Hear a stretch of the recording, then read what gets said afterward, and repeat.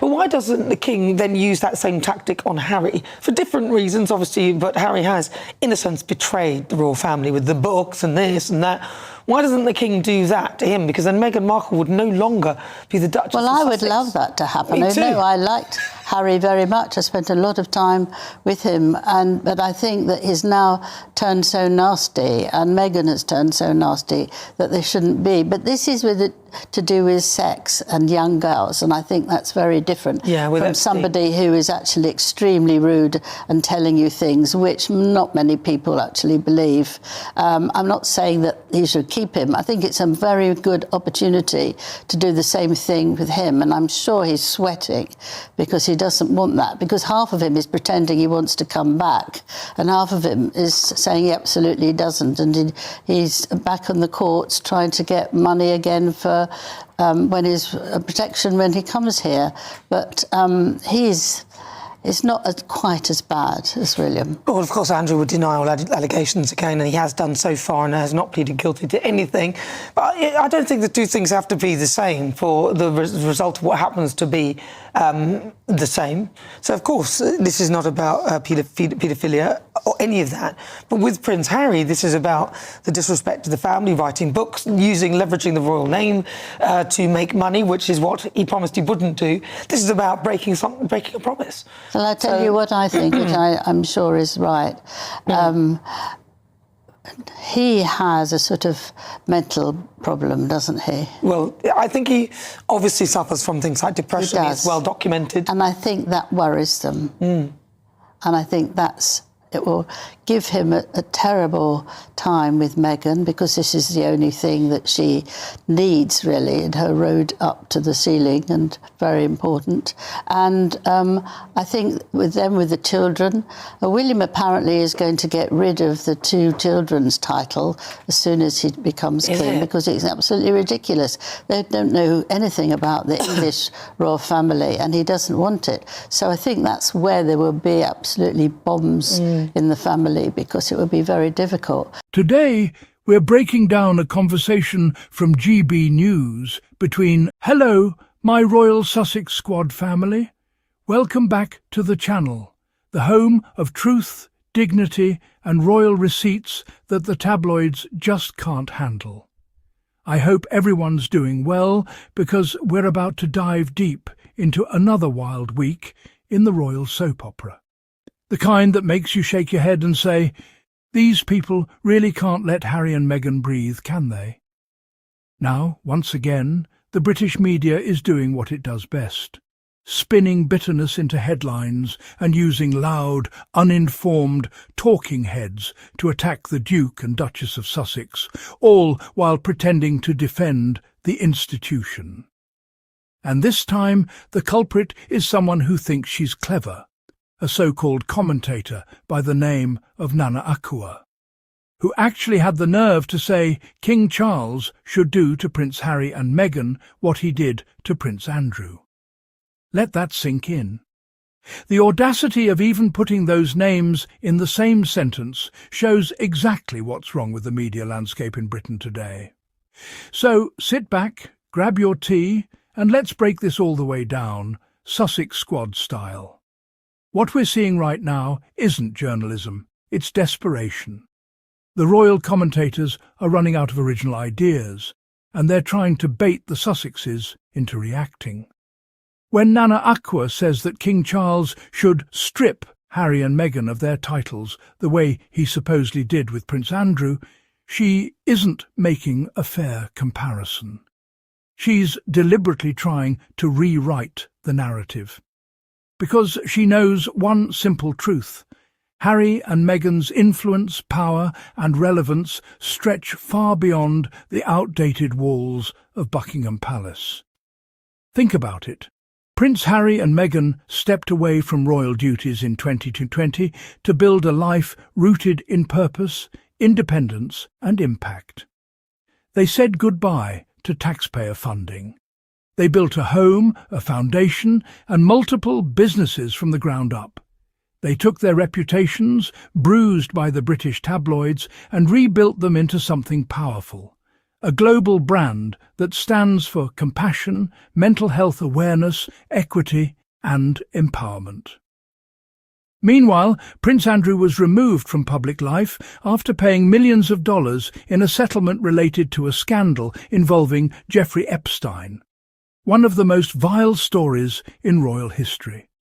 That was not a case of stepping back for peace. That was a forced retreat under a dark cloud of shame. And yet this so-called commentator wants to say the same should be done to Harry and Meghan. That's not just an insult, that's a complete moral collapse. But you see, that's the game they play. They want to lump Harry and Meghan in with every royal controversy to make them look bad, because their success outside the royal system makes that system look irrelevant. They can't stand that Meghan, a woman they said would fade away without the palace, is thriving. She's creating her own businesses, building her own empire, and doing it on her terms. She's out here representing a new generation of leadership. Women who build, not beg. So, of course, they mock her every move. Nana Akua laughed about Meghan comparing her Netflix deal to the Obamas, as if that's some kind of crime. But let's be real. Meghan and Harry do belong in the same conversation as Barack and Michelle Obama. Both couples are using their platforms to promote stories that matter: social change, equality, and truth-telling. And if Meghan's vision aligns with that level of purpose, why wouldn't she make the comparison? The only people who find that offensive are the ones who can't stand to see a biracial woman aspire to greatness. Then there's the cheap jab about her Instagram comments being turned off. Meghan has been open about the online harassment she's faced, harassment that was coordinated, vicious, and often racist. She has every right to protect her peace and keep that toxicity out of her digital space. The idea that she should open her comments just to satisfy gossip-hungry trolls is ridiculous. The same people who mock her would be the first to flood her comments with hate.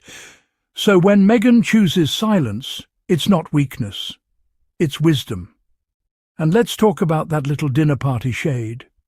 Apparently, Meghan attending a women's empowerment event with entrepreneurs and thought leaders was the worst dinner party in history. Why? Because it focused on vegan food and sustainability? Because the women there were talking about global change instead of gossip? Give me a break. These critics can't handle Meghan doing anything positive because it reminds them that while they're sitting behind microphones tearing people down, she's out there actually doing something.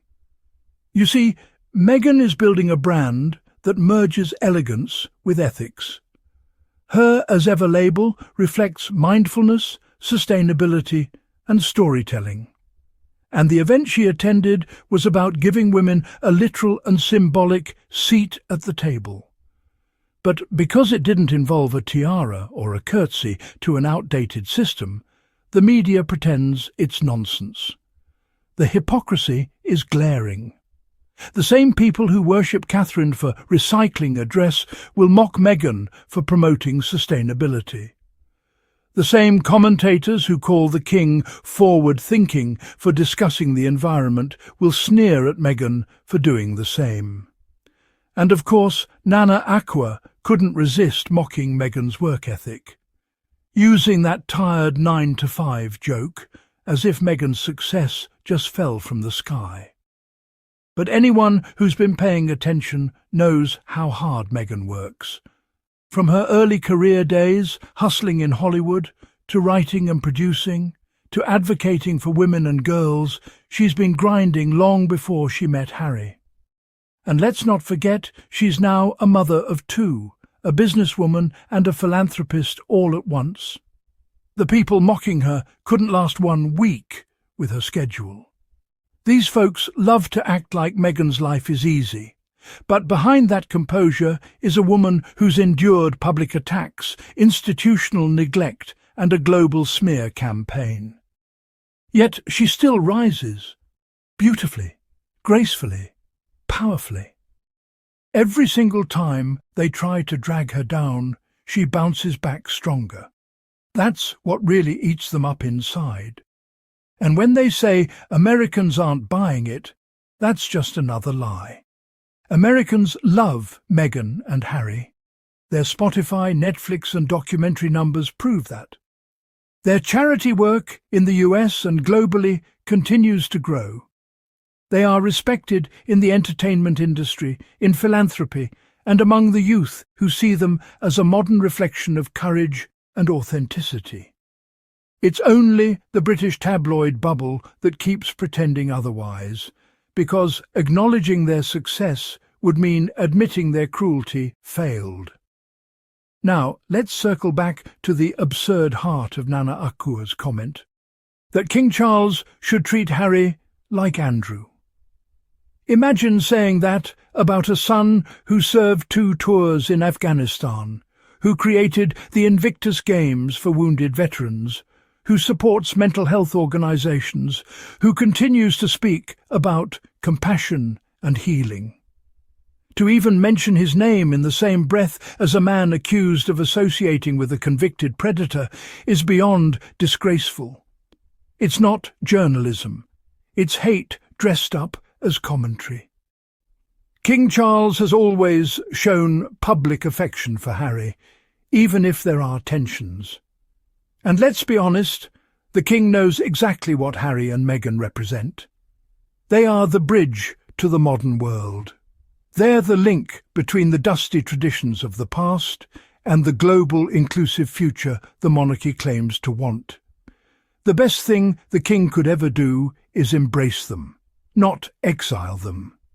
Because when history is written, Harry and Meghan will be remembered for standing up for truth. The others will be remembered for protecting a lie. And as for that last insult, not even sure Meghan knows where Sussex is. Oh, please. The irony is rich. Meghan has done more to make the word Sussex globally recognised than any royal in history. Before 2018, most people outside the UK didn't even know it was a region. Now, Sussex is a name associated with humanitarianism, leadership and progress. So, if Meghan doesn't know where Sussex is, then maybe it's because she's busy elevating the name far beyond geography. She's turned it into a symbol of change. So, let's be clear, the attacks won't stop, because Meghan and Harry challenge everything the old guard fears. They expose the hypocrisy, the entitlement and the double standards.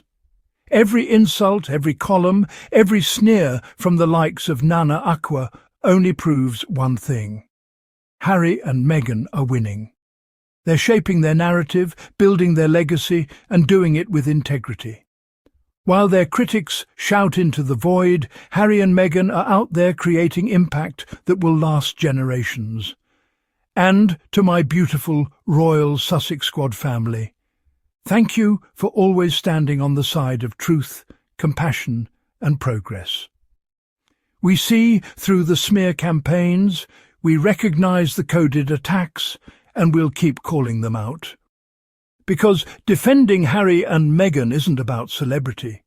It's about fairness, respect, and the right to live free from harassment. King Charles should do with Prince Harry and Meghan Markle what he did to Prince Andrew, says Nana Akua. Not even sure Meghan Markle actually knows where Sussex is. It's been a right royal few weeks. We'll get to Prince Andrew in a minute, but let's have some fun first. After recently trying to put a positive spin on pretty much being dropped by Netflix, Meghan Markle tried to compare their new arrangement with her to one like the Obamas. Get away.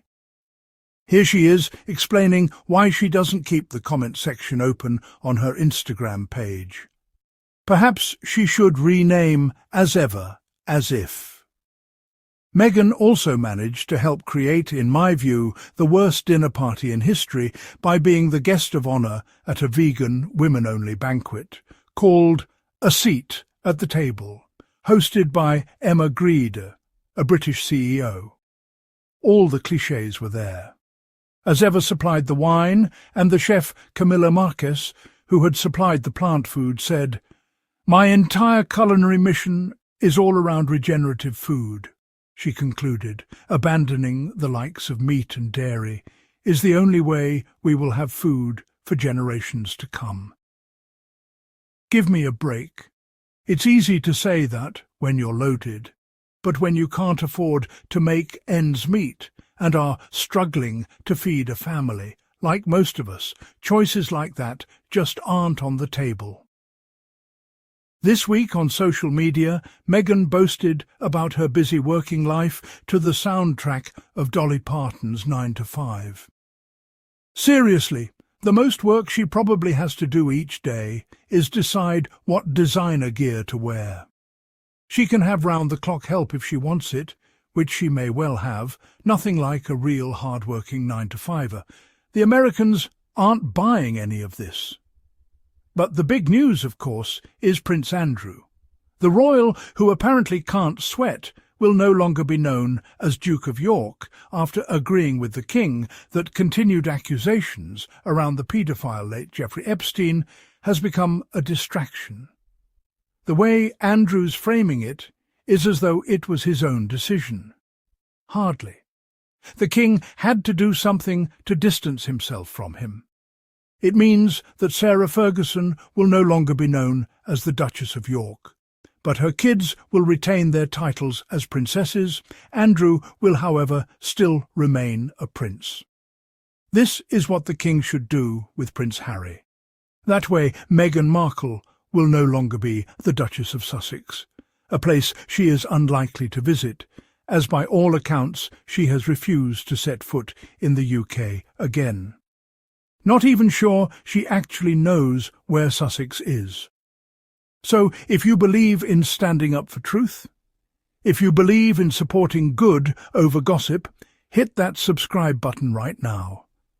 Turn on your notifications and don't forget to tap that super thanks to support the channel so we can keep exposing the lies and lifting up the truth.